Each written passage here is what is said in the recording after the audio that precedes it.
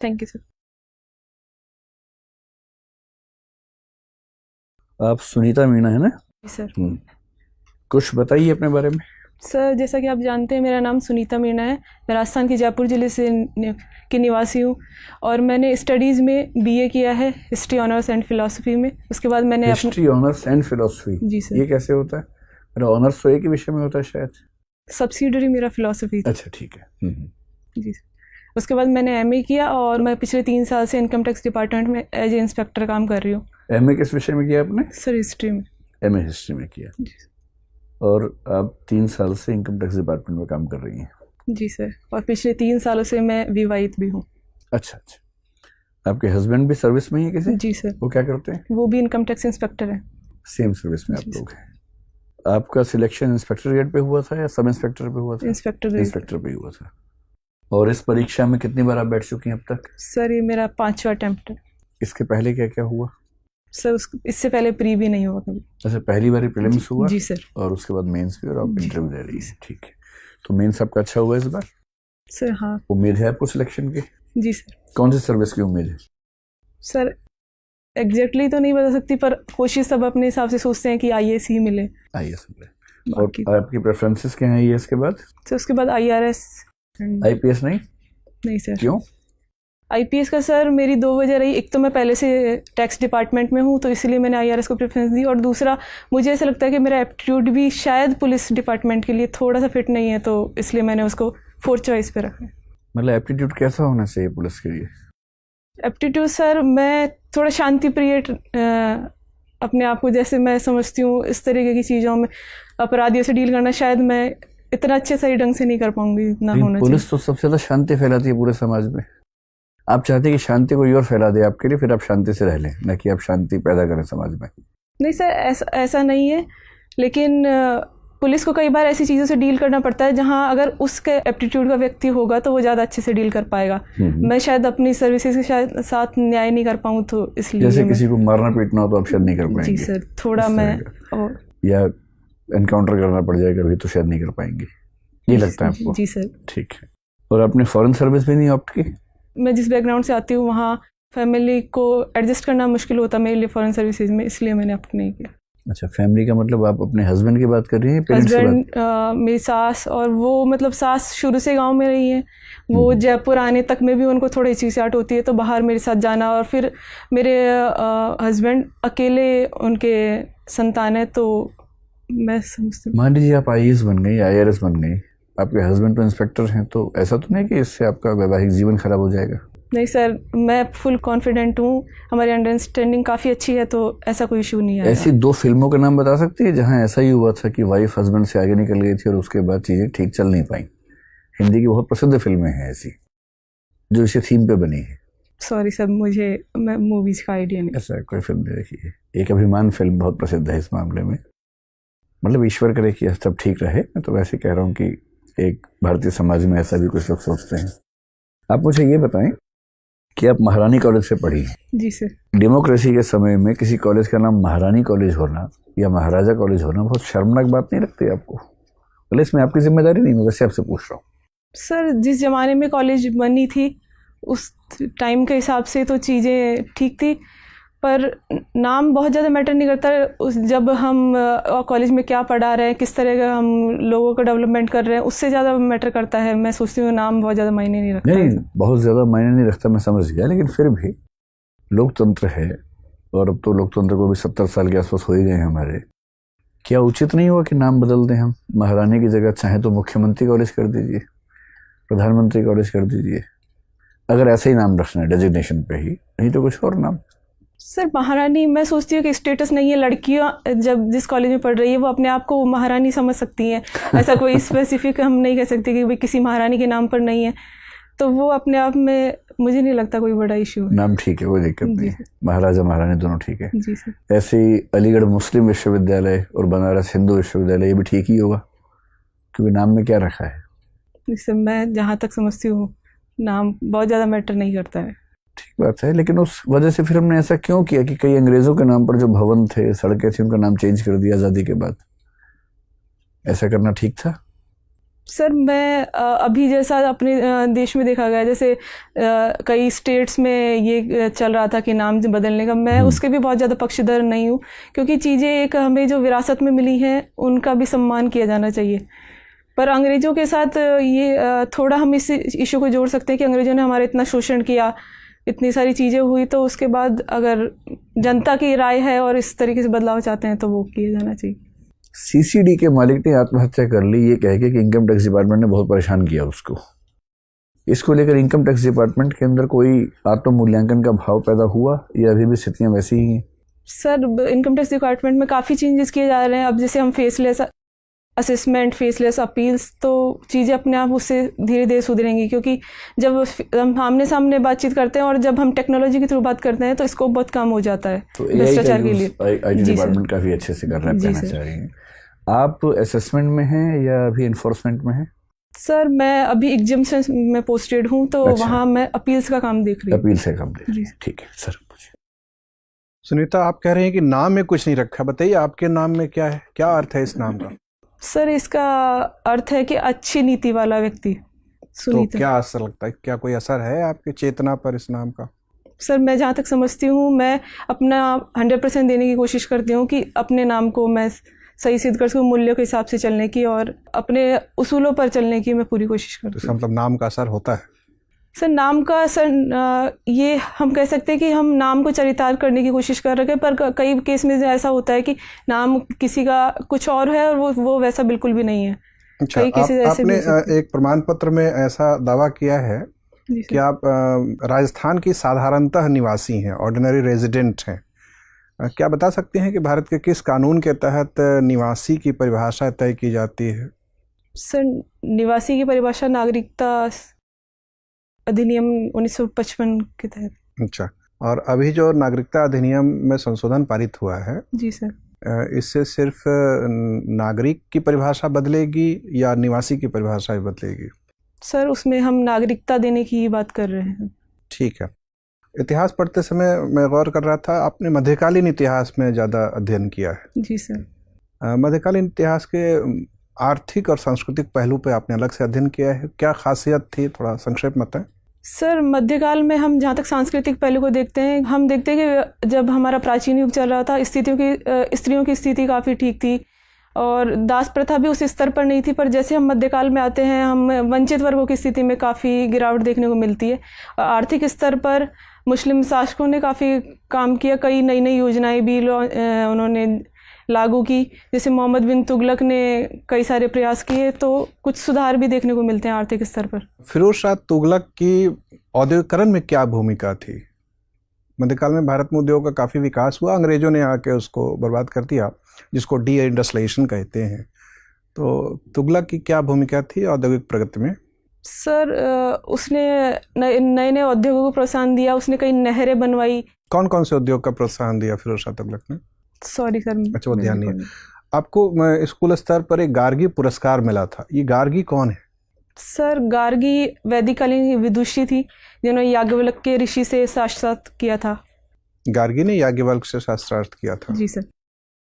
अच्छा, बाद में एक और महिला का नाम आता है जिन्होंने शंकराचार्य जी से शास्त्रार्थ किया था, वो कौन थी? Sorry sir. अच्छा, ये ध्यान नहीं है। अभी प्रधानमंत्री जी ने ये कहा है कि भारत में आयकर दाता, व्यक्तिगत आयकर दाताओं की संख्या 1.4 करोड़ ही है, हालांकि रिटर्न भरने वालों की संख्या 6 करोड़ के आसपास है। तो ये तो एक विडंबनापूर्ण स्थिति है कि जब लोग रिटर्न भर रहे हैं तो आयकर क्यों नहीं दे रहे हैं? वास्तव में आयकर 1.40 करोड़ लोग ही क्यों दे रहे हैं?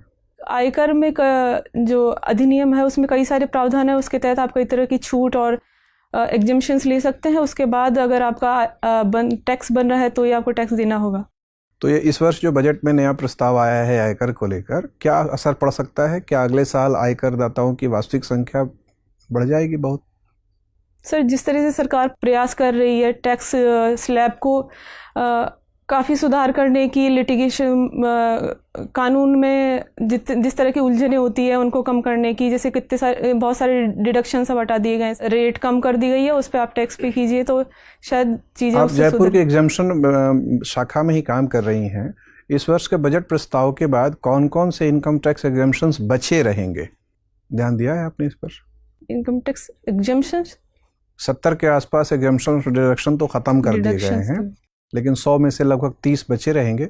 तो कोई एक दो ऐसा महत्वपूर्ण एग्जम्पशन जो बचा रहेगा जिसका फायदा लोगों को मिलता रहेगा? सर जैसे ATCCD 2 का है, एम्प्लॉयर जो कंट्रीब्यूशन करता है एम्प्लॉय के लिए, वो उसमें 7.5 लाख की लिमिट कर दी गई है, पर वो एग्जम्पशन अभी भी मिलता रहेगा। ATCCD 4 का एग्जम्पशन भी मिलता रहेगा। सुकन्या योजना वाला एग्जम्पशन बचा रहेगा कि बंद हो जाएगा? सर वो मिलता रहेगा। अच्छा, ठीक है, धन्यवाद। सुनीता जी सर, आप ये बता सकती हैं पिंक टैक्स से क्या मतलब है? क्या होता है ये पिंक टैक्स? सॉरी सर मुझे नहीं। अच्छा, मुझे ये बताइए कि अभी हाल में ही भारत ने कहा कि UAE जो है उसको रेसिप्रोकेटिंग टेरिटरी का दर्जा दिया गया है। तो क्या होता है ये रेसिप्रोकेटिंग टेरिटरी और ये किस तरीके से मदद करेगा भारत को और UAE को?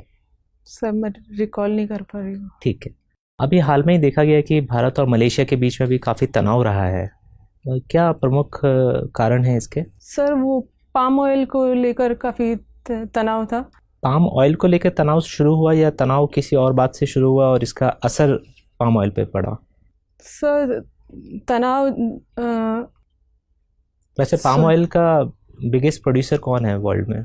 Sir Indonesia and Malaysia. Indonesia या मलेशिया? इंडोनेशिया है पाम ऑयल। अच्छा, ये आप देख लीजिएगा। और भारत क्या विश्व का सबसे बड़ा कंज्यूमर है पाम ऑयल का? Sorry sir.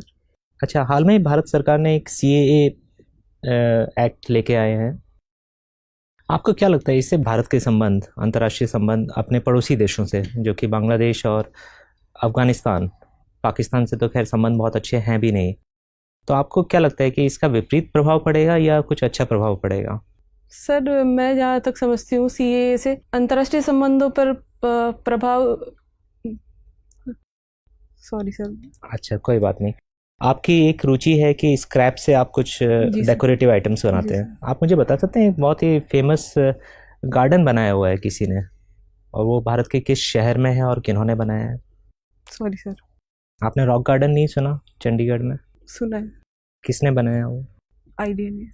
अच्छा, मेरा आखिरी सवाल आपसे ये है कि अभी हाल में सुप्रीम कोर्ट ने एक जजमेंट दिया है कि प्रमोशन में रिजर्वेशन राइट नहीं है।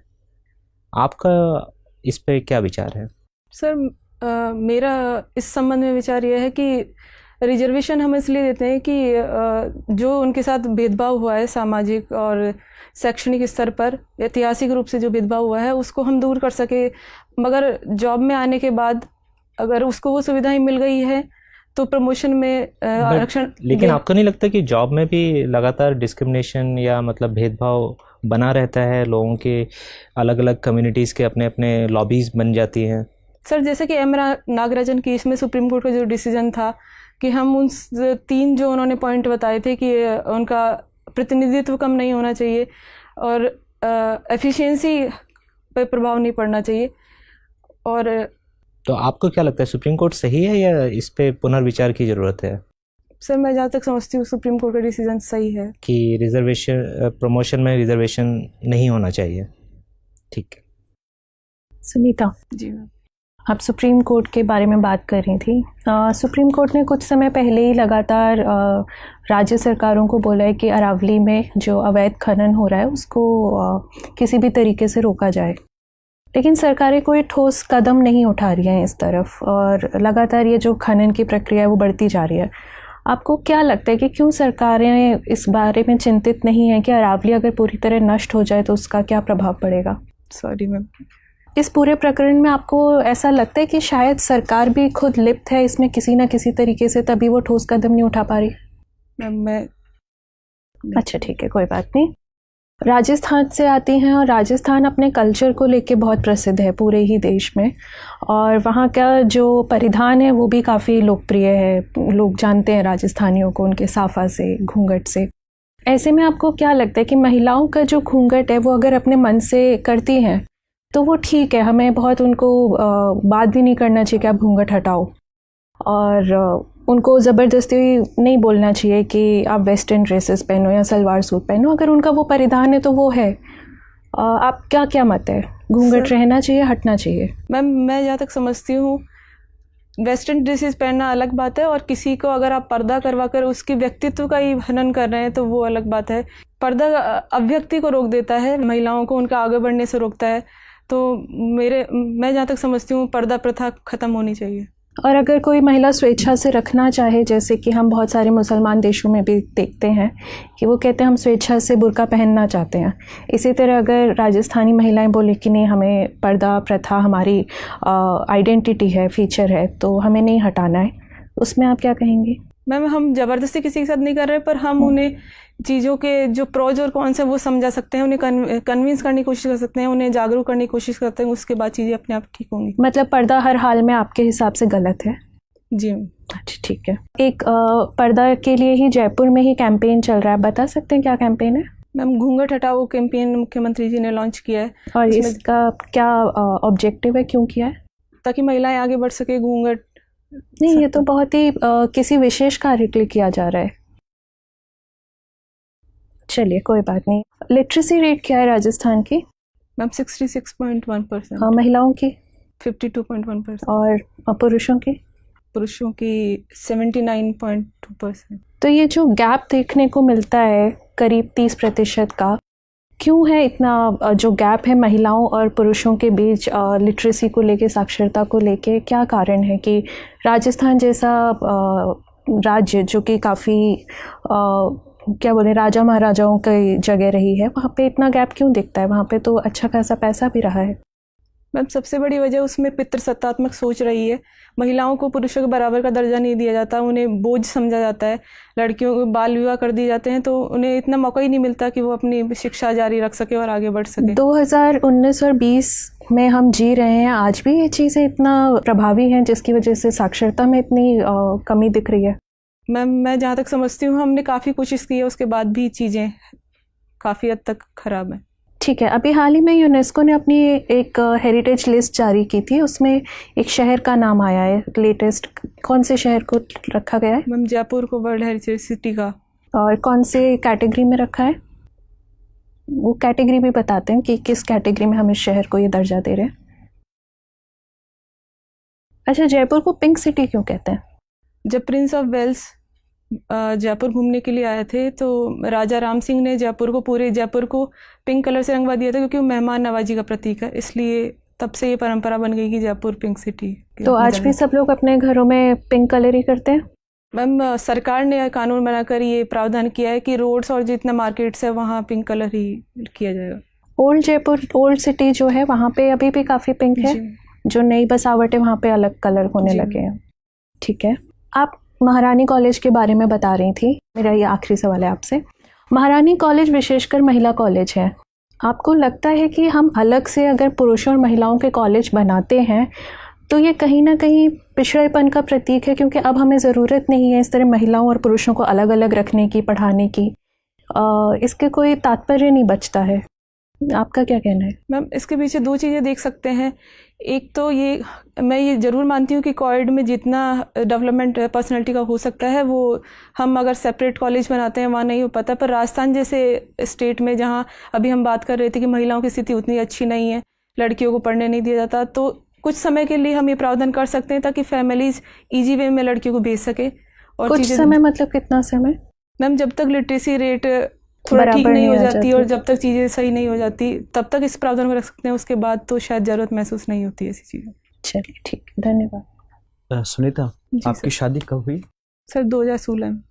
आप एक दो बड़े गिफ्ट का नाम बताएंगे जो आपके फैमिली ने लड़के पक्ष को दिया? सर मेरी फैमिली ने कोई गिफ्ट नहीं दिया, 1 रुपये की शादी थी। जी सर। आप कैसे समझते हैं जो ये गिफ्ट पड़ता है ये दहेज पड़ता ही है कि क्या है ये? अगर शादी में अगर गिफ्ट दिया जा रहा है तो मैं जहाँ तक समझती हूँ दहेज ही माना जाएगा।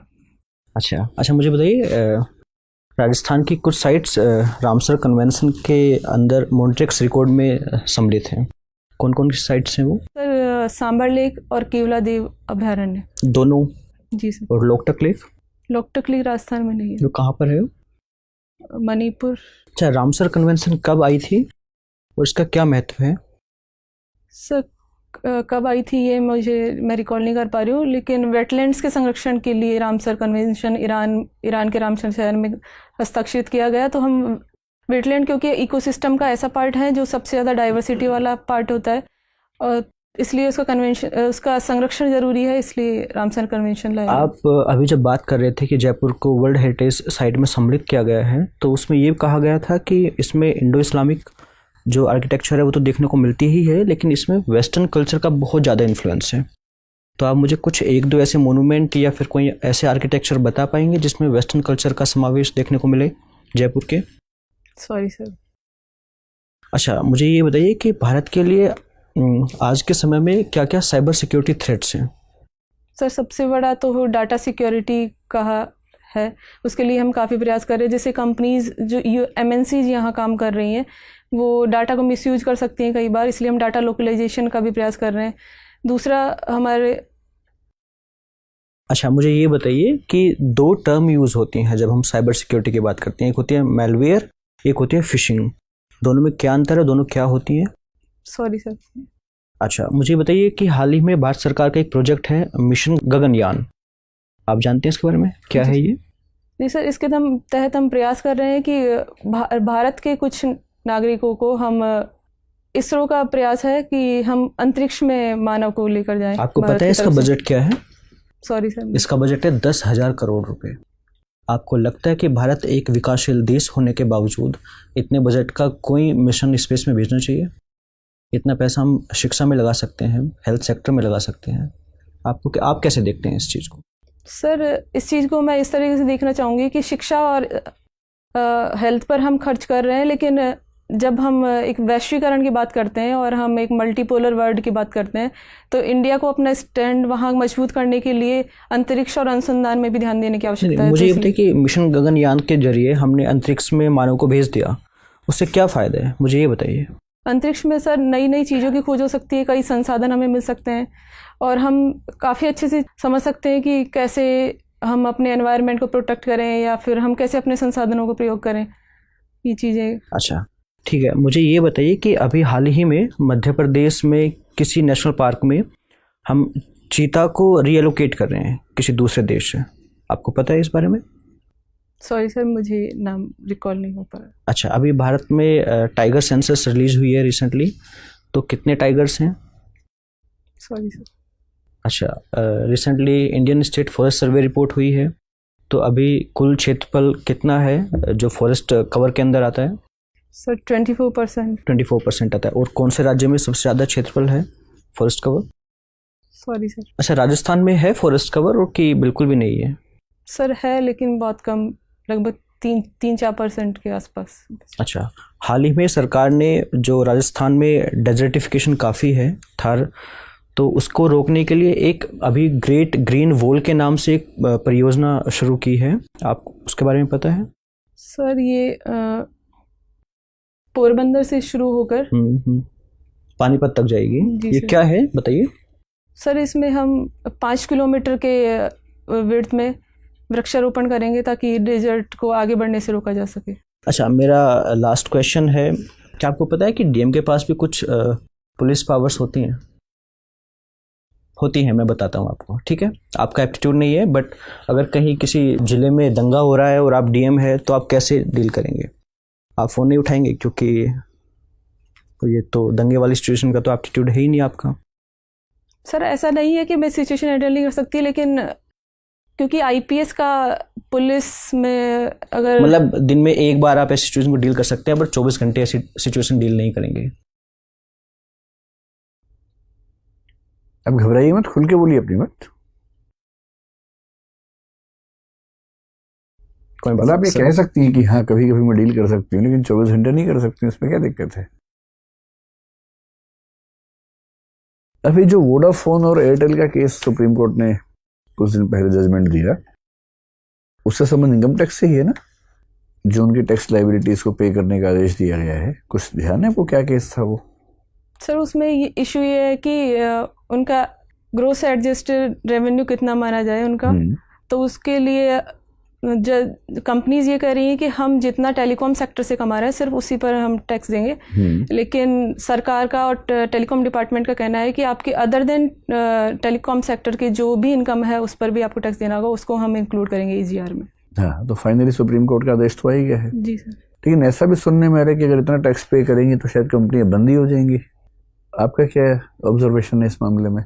सर मैं जहाँ तक मानती हूँ कि इनकम पर टैक्स देना तो ज़रूरी है, और कंपनीज के पास इतना तो प्रॉफिट होता ही है कि अगर प्रॉफिट है उनके पास तो उस पर टैक्स देना चाहिए। सेस और सरचार्ज में क्या डिफरेंस होता है? सर सेस और सरचार्ज दोनों ही टैक्स पर लगते हैं, पर सेस किसी स्पेसिफिक हम इशू के लिए लगाते हैं, उसको हम उसी स्पेसिफिक जिस चीज़ के लिए हमने लगाया, जैसे हमने एजुकेशन सेस लगाया तो सिर्फ एजुकेशन पर खर्च होगा, पर सरचार्ज का एक लिमिट के बाद अगर आपकी इनकम है और उस पर टैक्स बन रहा है, उस पर सरचार्ज लगता है ताकि उसका उपयोग हम आर्थिक असमानता को दूर करने के लिए कर सकें। तो सरचार्ज का जो कलेक्शन होता है वो सीधे जाता है हमारा जो कंसोलिडेटेड फंड है उसमें चला जाता है, और सेस सीधे उसी स्पेसिफिक मद के लिए जाएगा जो जिसके लिया गया है। यही बात कह रही है ना? इनकम टैक्स डिपार्टमेंट की हिरार्की क्या होती है जरा मुझे, जैसे आप इंस्पेक्टर हैं वहां से ऊपर कौन कौन से पद हैं जरा क्रम में बताइए। सो उसके बाद ITO बनते हैं, then ACIT, DCIT, joint CIT, additional CIT, CIT, principal CIT, CCIT, principal CCIT, और CCIT क्या मतलब हुआ? Chief commissioner of income tax. उसके बाद principal CCIT, principal chief commissioner of income tax. CBDT member. CBDT member तो वही होता होगा ना? प्रिंसिपल चीफ कमिश्नर का जो रैंक है और CBDT चेयरपर्सन का जो रैंक है वो सेम रैंक है या अलग अलग रैंक है? नहीं सर, चेयरपर्सन का रैंक उससे उससे अलग है, और मेंबर CBDT जो है वो प्रिंसिपल चीफ कमिश्नर की रैंक से होता है। ठीक है, तो आप कितने साल में, जैसे ACIT से CBDT चेयरपर्सन, ये कितने साल की यात्रा है लगभग? सर हर प्रमोशन में लगभग 4 साल का ड्यूरेशन रहता है। ठीक ठीक। तो इसका मतलब ये हुआ कि अगर कोई 25 साल के आसपास में IRS बन जाए तो चांस बनता है कि वहां तक पहुंच जाए। ठीक है, चलिए मेरा आखिरी सवाल आपसे ये है कि आजकल नेशनलिज्म की 2 परिभाषाएं चल रही हैं। एक परिभाषा चल रही है जिसके तहत कहा जा रहा है कि CAA का विरोध करने वाले देशद्रोही हैं, और उन लोगों ने ये भी कहा कि दिल्ली के जो CM आज चुने, मतलब जिन्होंने शपथ ली है, वो भी आतंकवादी हैं। और दिल्ली के CM पिछले 2 महीने से, 2 दिनों से स्पेशली कुछ विज्ञापन कर रहे हैं बहुत ज़्यादा, जिसमें एक नए प्रकार की देशभक्ति की परिभाषा दे रहे हैं कि राष्ट्रवाद का असली मतलब है कि देश का हर बच्चा स्कूल जाए, देश के हर व्यक्ति को स्वास्थ्य उपलब्ध हो। तो क्या ये जो डिस्ट्रीब्यूट है इसमें आपकी क्या राय है? राष्ट्रभक्ति का सही मतलब क्या है? अगर मैं नेशनलिस्ट होना चाहूँ तो मुझे किस रास्ते पर चलना चाहिए इनमें से, या कोई बीच का रास्ता बताइए। सर राष्ट्रभक्ति की अगर हम जैसे CAA से मुद्दे से जोड़कर देख रहे हैं तो परिभाषा काफ़ी संकीर्ण होगी। राष्ट्रभक्ति का मतलब है कि हम अपना 100% दें, हम राष्ट्र के लिए जो योगदान कर सकते हैं उसमें। तो अगर स्कूलिंग और हेल्थ पर हम ध्यान दे रहे हैं तो मुझे लगता है कि वो ज़्यादा राष्ट्रभक्त है, बजाय CAA पर हम विरोध करें या फिर उस पर मुद्दे को उछालें या फिर फालतू बिना जिनका कोई महत्व नहीं है, महत्व इतना ज़्यादा नहीं है जो बदलाव ला सके उन मुद्दों पर बहस के। ठीक है सुनीता, आपसे बात करके बहुत अच्छा लगा। कुछ आप पूछना चाहेंगे हमसे? अब जाने की जल्दी में लग रही है, आपको लग रहा है कि बचूं किसी तरह से। ठीक है सुनीता, आप जा सकती हैं। धन्यवाद।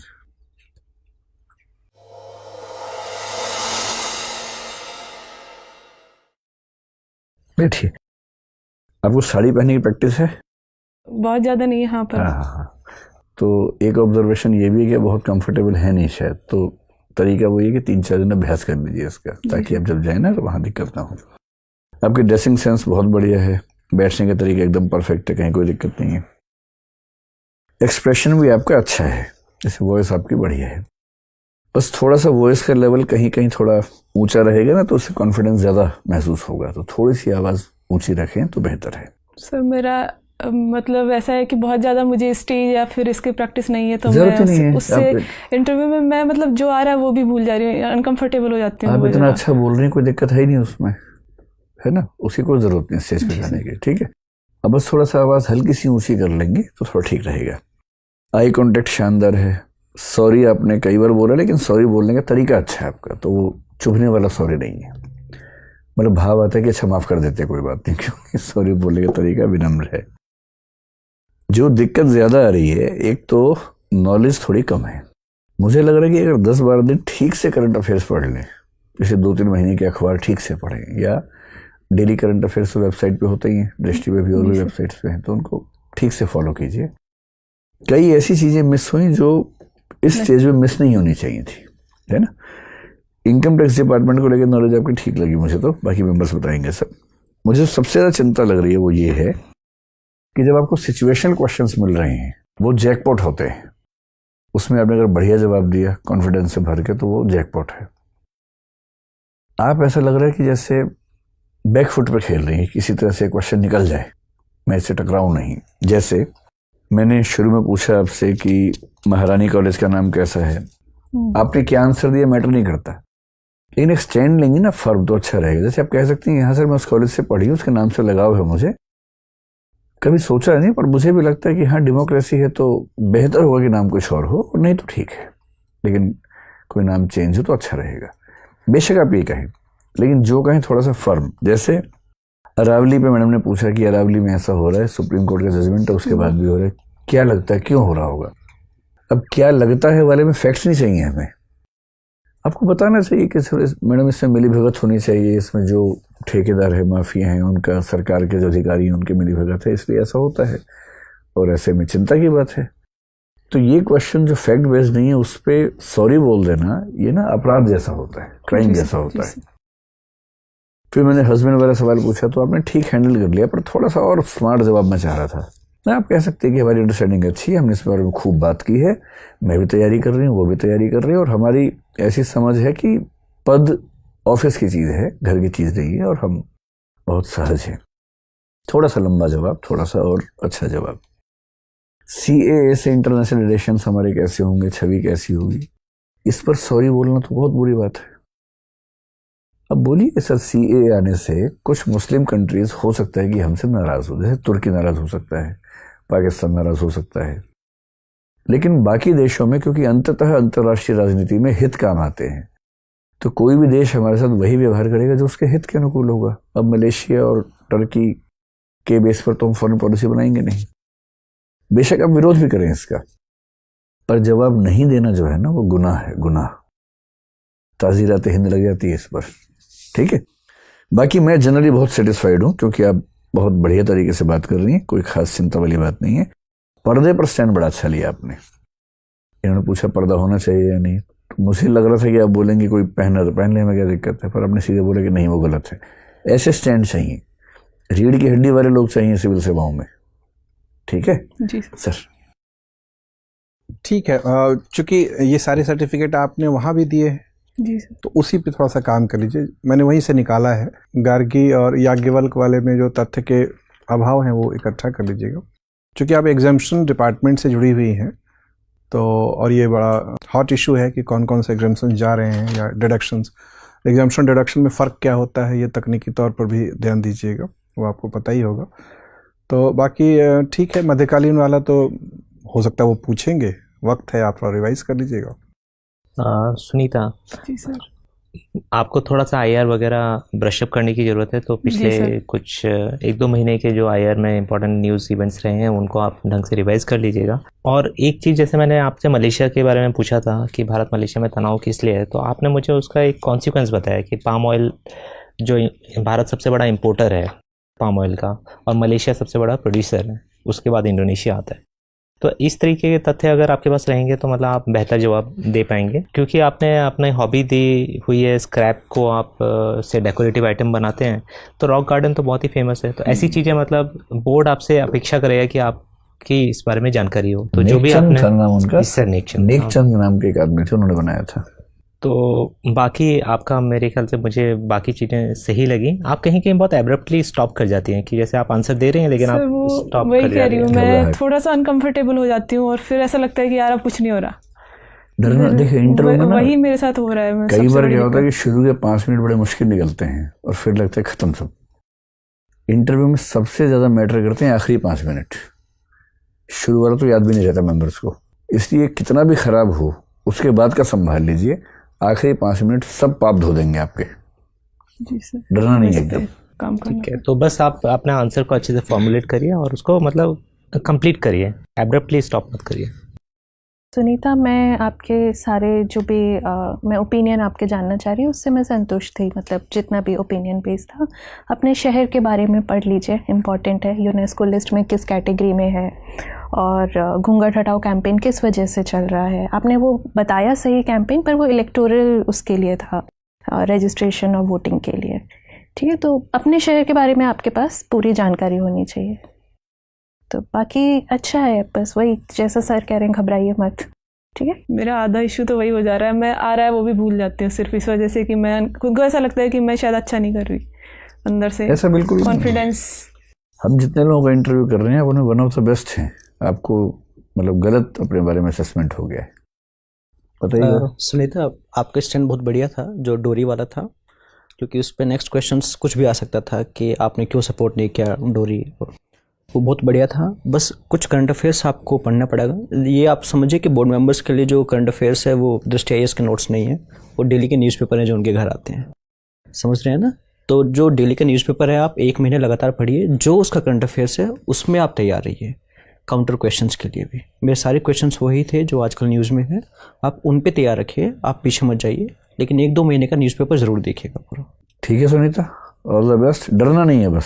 सर मैं इस पे थोड़ा वर्क करना चाहती हूँ। अगर मैं कैसे करूँ, अगर मुझे 10 सवाल भी गलत आए ना, 10 में सॉरी बोलना पड़े, तब भी ध्यान रखना कि आखिरी 5 मिनट काम आने वाले हैं बस। जी सर। घबराना एकदम नहीं है, और किसी सिचुएशनल क्वेश्चन का जवाब न देंगे कभी नहीं करना है भाई। फैक्चुअल में आप सॉरी बोल सकती हैं, लेकिन सिचुएशन में सॉरी कैसे बोल सकती हैं? जवाब दीजिए, फर्म जवाब दीजिए। आपका सबसे अच्छा जवाब वही था पर्दे वाला कि नहीं सर वो गलत है। लगता है ना कि दमदार व्यक्ति से बात चल रही है। ठीक है, ऑल द बेस्ट, आईएएस बनो इसी बार। Thank you sir.